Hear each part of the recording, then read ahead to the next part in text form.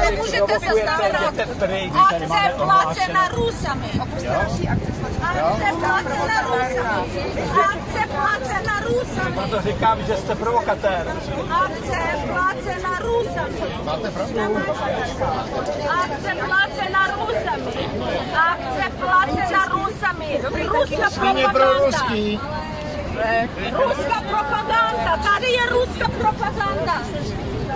Ruská propaganda. Tady je ruská propaganda. Nepůjďte mě. Nemáte co mě fotit. Vy tady nemáte, co tady nemáte, co tady, vy mě nemáte tady co říkat, že jsme podívejte, ruská propaganda. Tady je ruská propaganda.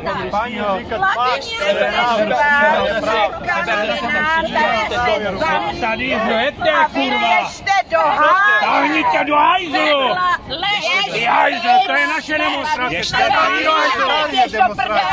No ano, tak je tam staň nachu, já tady stejně, nechce starý hostem, tak tahni do prdele, tam je demonstrace, hovno! Tak si tam tahni zpátky, běž si zpátky na Ukrajinu a neřvi nám tady! Svině jedný. Podívejte, stejně se chovají takhle Rusy. Takhle se chovají Rusy jako a jak se chováte vy? Co je vám tady do toho? Běžte si zpátky domů a neřvěte nám tady. Buďte ráda, že tady můžete být v míru. Kdo vás platí? Kdo vás platí? Jste provokatéři. Typický provokatéři. Tahněte do prdele. Vy jste tu hosti.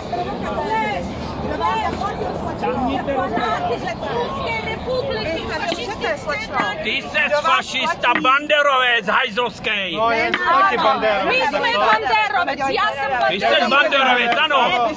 Fake, to je fake. Placena Rusami, ruská vláda, tady Oni otravujou naši Prosím vás, proč tady je po Oděse? My tam máme kamarády, co se stalo v Oděse? Ano, oni... V roce 49. Dobrý den, policie, co se tady děje? Ne, my Narušuje vás. Oni nás přišli otravovat, urážet a podobně, jo? Odtáhněte je do hajzlu, než se narušou. Já vím.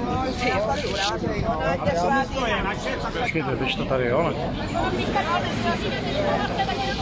Já vím.